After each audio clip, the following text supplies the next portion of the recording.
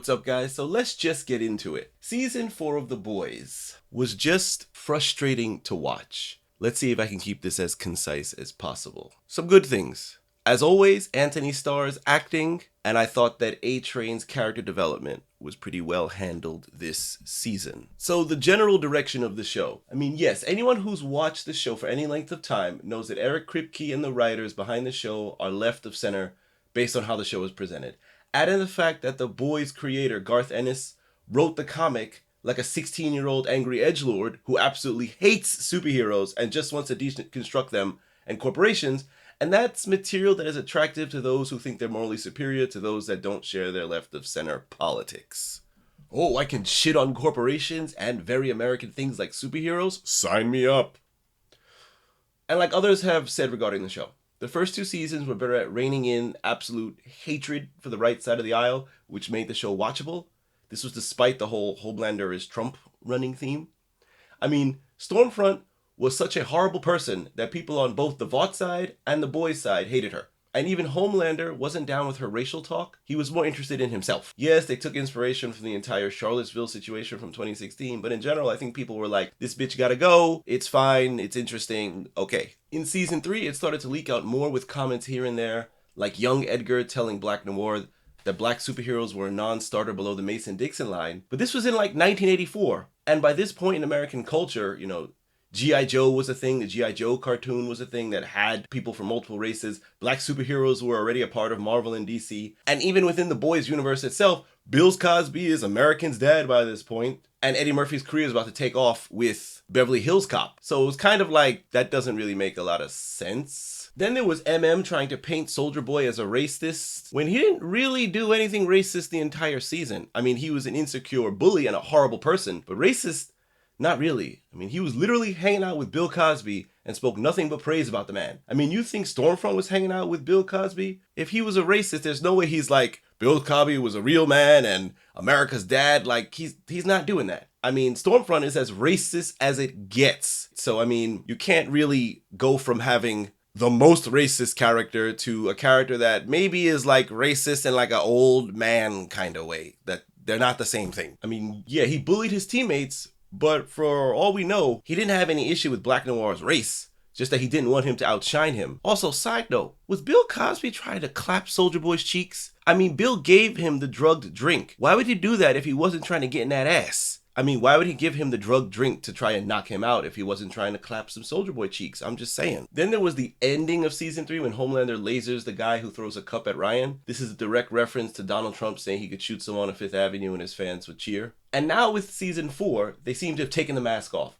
We all know the Kripke comments about how he basically dismissed fans telling him the show is now going too woke, telling people to go watch something else, which is never the right answer. He made ridiculous statements about people thinking Homelander was the hero, and I call BS. Who, Eric? Who really thinks that Homelander is the actual hero and this person isn't just trolling you to get a reaction? Nobody thinks that Homelander is the good guy. Most people, likely, they love Anthony Starr and his incredible acting skills.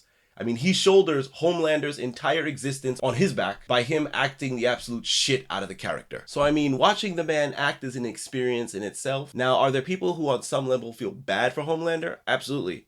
And that's because of how he was created and raised. But everyone knows the man is an absolute menace that needs to be destroyed. At this point in the show, it's basically Homelander supporters are direct substitutes for how they view Trump supporters, and Starlighters are how they view themselves. They just went in on what they think the right side of the aisle actually is. Every single person that is right of center in this show is portrayed as one of the most heinous people on earth. Sexual degenerates, racists, and also idiots. When Firecracker makes her confession and the evangelicals just accept it, I actually said, oh, come on. The idea that she would just be forgiven is just so unbelievable and a slap in the face to religious people. But that's what these guys think of them. And if they're right of center, they gotta be racist. Like, they could have kept everything the same with Firecracker, but when she made the comments towards Sage and then later about A-Train, I was like, that's just so unnecessary. But they can't help themselves. Oh, right of the center means, oh, gotta be racist. I mean, they also just directly used that widely condemned idiotic comment by that politician about women's bodies rejecting fetuses after an assault. And they took a shot at one of Mike Pence's very milquetoast take about not being in a room alone with a woman unless it's his wife. And they referenced January 6th. And I'm just like, oh my God, these things immediately take me out of the immersion,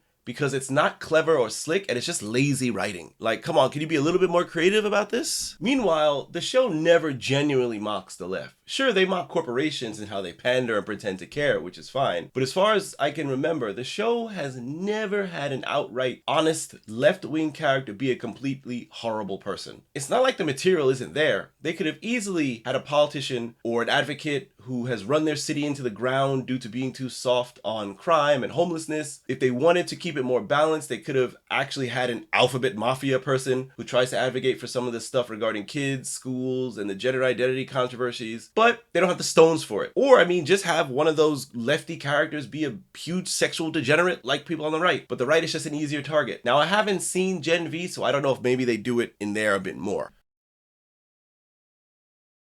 They didn't do anything for much of the season. By the end of season 3, we're left to believe that the two of them are now going to move their relationship forward. But no, Frenchie has to waste half the season in some weird gay love triangle for no real reason other than representation. Frenchie liking dudes isn't a shock, because for 3 seasons we have known that he is into a lot of freaky shit. So him liking dudes is tame. I mean, if they wanted to have him deal with his past, Colin could have just been a friend and Frenchie has to deal with having killed his family. Why the useless love triangle? And he only picks Kimiko after he destroyed his relationship with Colin anyway, which sucks for her. Plus, his arc is unresolved anyway, because he puts himself in jail and then, 2 episodes later, the CIA gets him out with no consequences whatsoever. They also seemingly just dropped Kimiko's storyline with her old assassination group and the girl that Kimiko scarred. Were they solely just used to put Kimiko and Frenchie back together?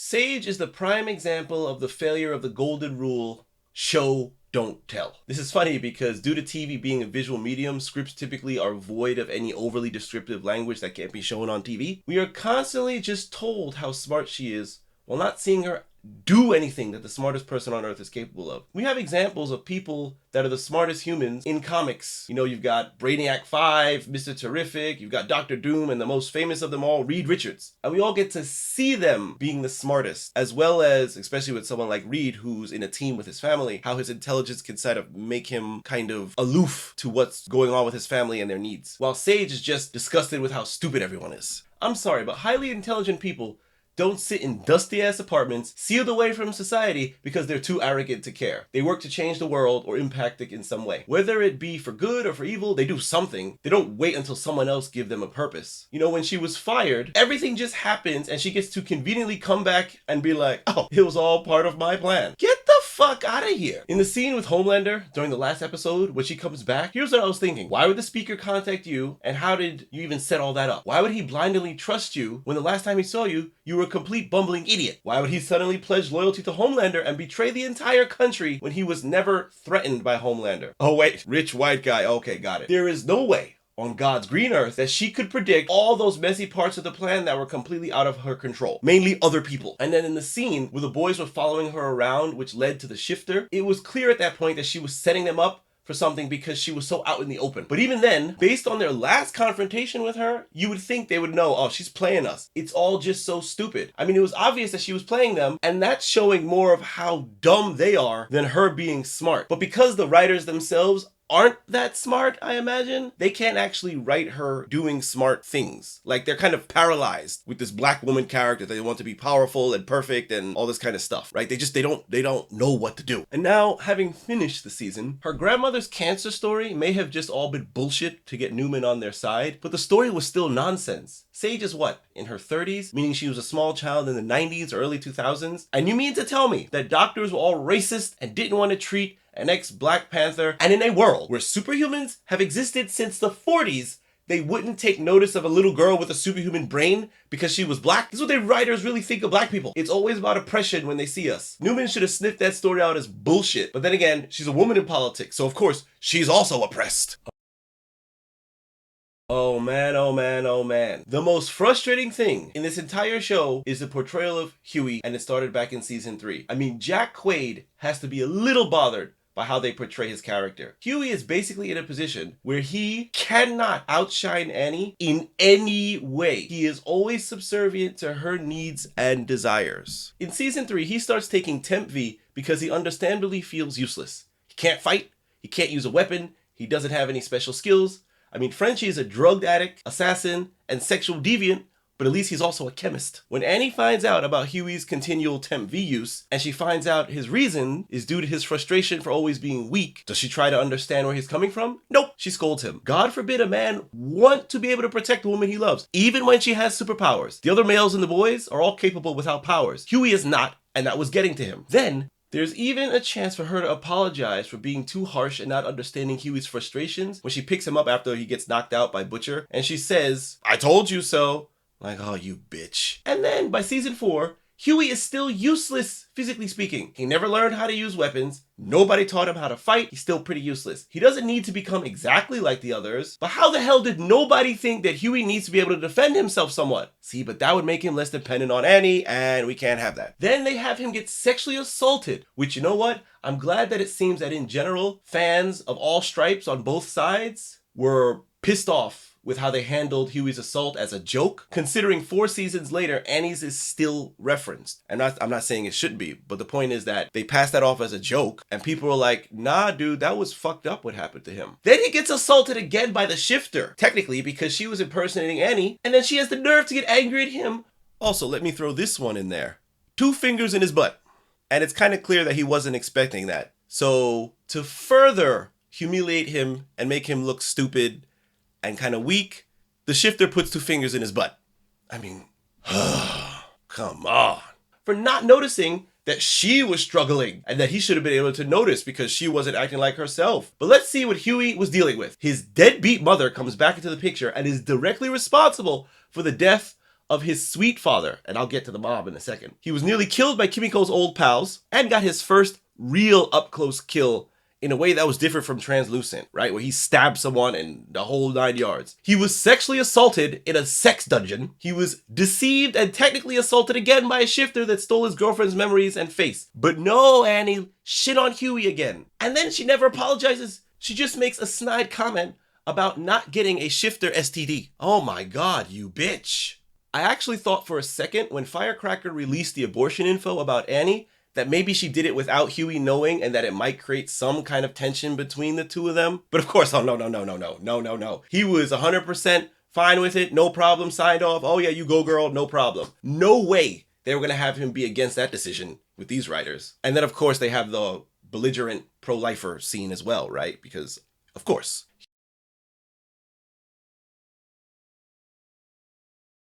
Hughie's mother. From the moment this woman appeared, I was hoping they wouldn't give her a redemption arc. She abandoned her family, and then the most they give us is that she tried to reconnect, but Hughie's dad didn't allow it because he didn't want to confuse Hughie. But you can't really blame the man for not trusting her. It's not like she elaborated to Hughie about the improvements she really made, just that his dad said no. And let's be real, if it were Hughie's dad who ran out on the exact same circumstances, there's no way in hell they would give him that redemption arc.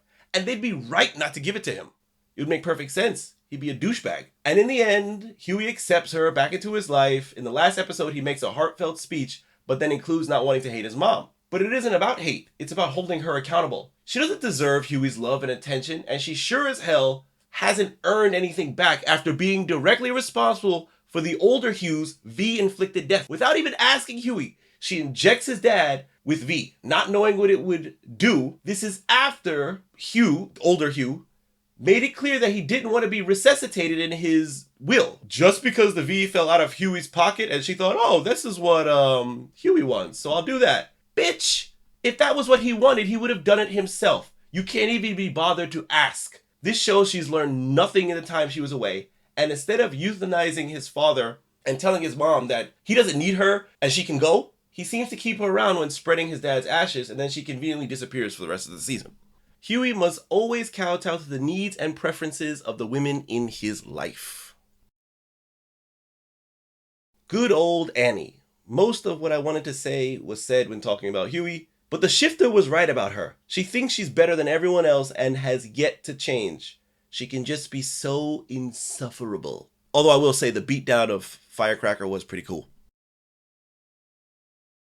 Grace, Ryan, and Butcher. What a shit show of a scene. Even with Grace caring deeply for Ryan, it made no sense for her to act this irrationally. Not only does she try to whisper information around a boy with super hearing, she then decides to dump a shitload of awful information onto his young, 12, 13-year-old self. That was a lot of info for a kid to have to process. And he even said that he would be back. He just needed time to think. But instead, you corner a boy with super strength and threaten him. I mean, who would stop Ryan from coming back? We already know that no matter how angry he seems to get, Homelander doesn't police Ryan's comings and goings. And short of him, no one has the power to stop Ryan from coming back to see Grace and Butcher after he thought more. It was just silly. Did you really think he would just be okay with being turned into a weapon? It was just kind of I don't know, it was like forced just to have Kessler take over Butcher's body.